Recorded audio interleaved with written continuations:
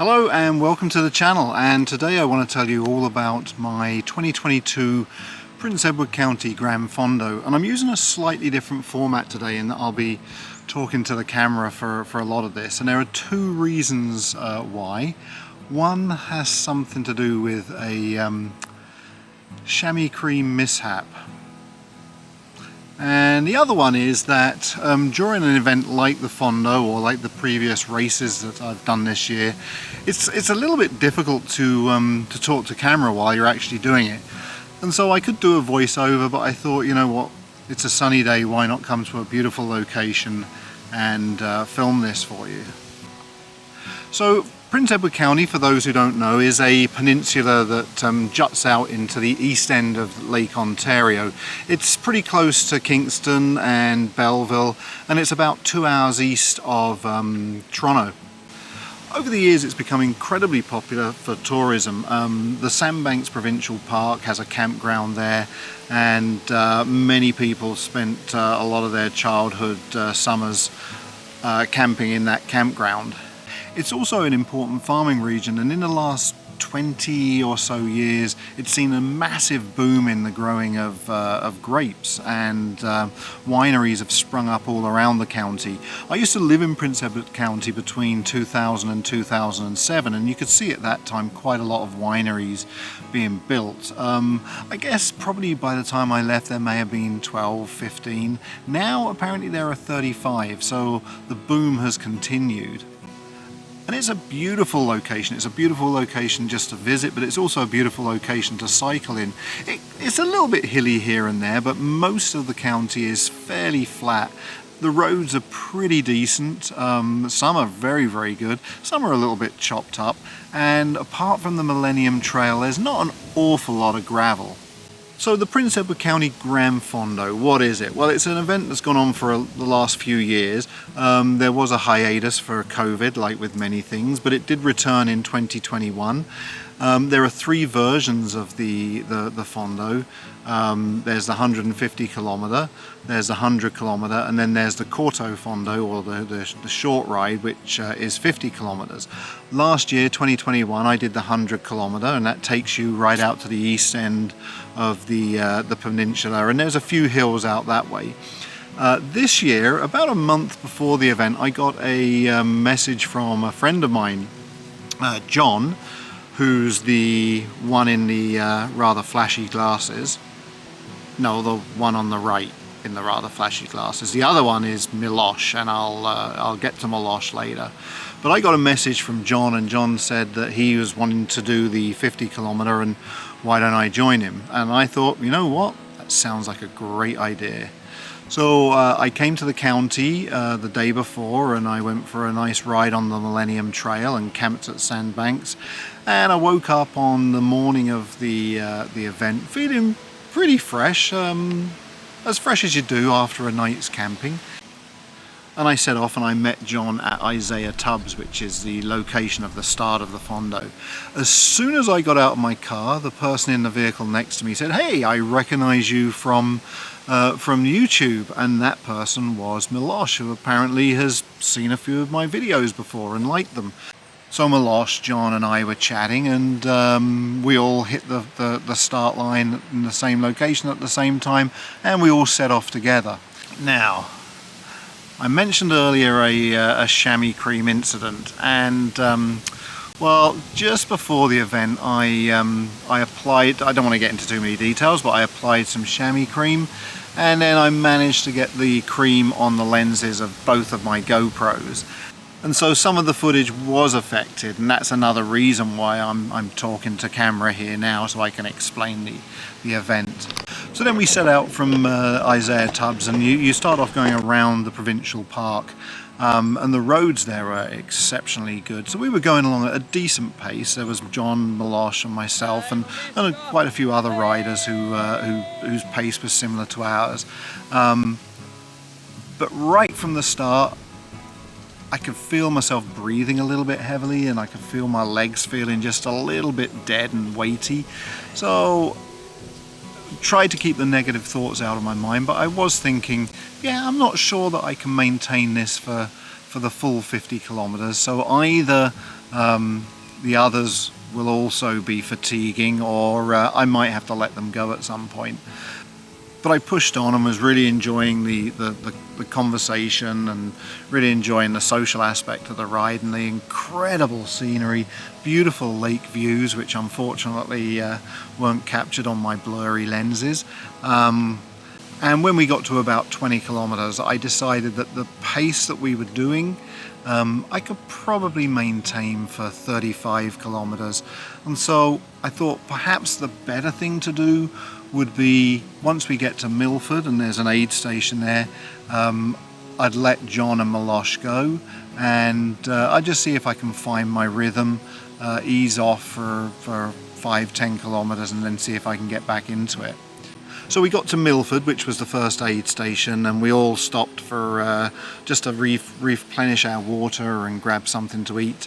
And John and Milos then decided to take off, and I thought, you know what, I'm just going to let them go just a short distance, maybe keep them in sight just in case I get a second wind, but I definitely don't want them to feel that I'm sort of still trying to hang on and that they have to hold back for me.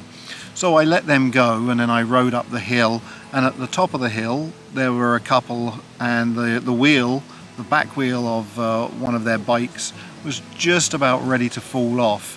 So I stopped and gave them a hand using all of my bike mechanic skills, and by the time I set off again, which was probably only like a minute's delay, it was long enough then for John and Milos to be out of sight, and that was a really good thing, because then, you know, I really was very much just going to be in my own pace. The section from Milford to Picton was along fairly rough roads. They didn't actually look like they were too bad when you're just looking at the surface, but as you're riding them you can feel that washboard effect, and you're getting thrown around a fair bit. So I'm over 36k in, and I'm loving it, really enjoying it. It's just beautiful scenery, but I haven't found a rhythm at all.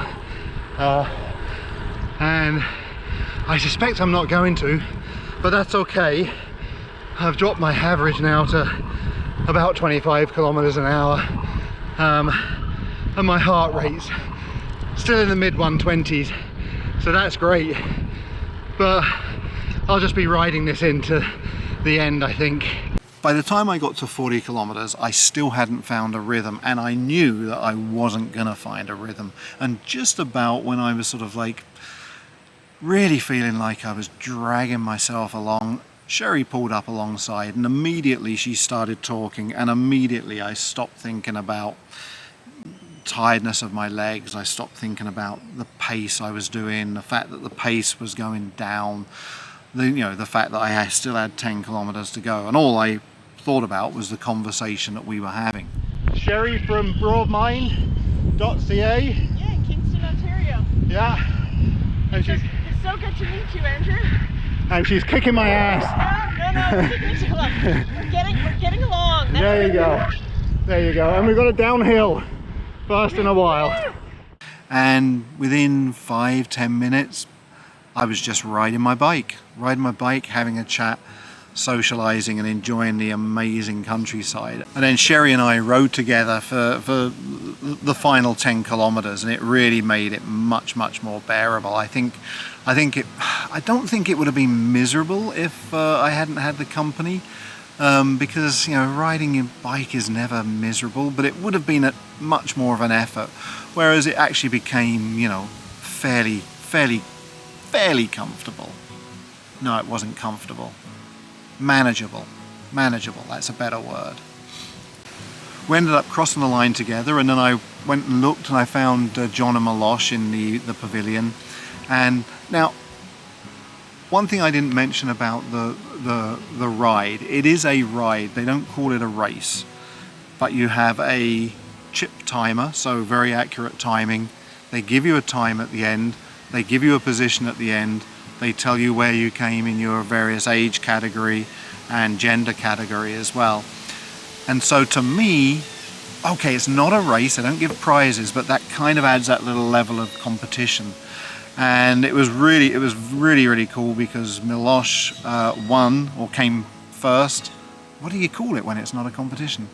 Milos came first in the over 60s, and John came third in the over 50s, and so it was a really successful day for them all round.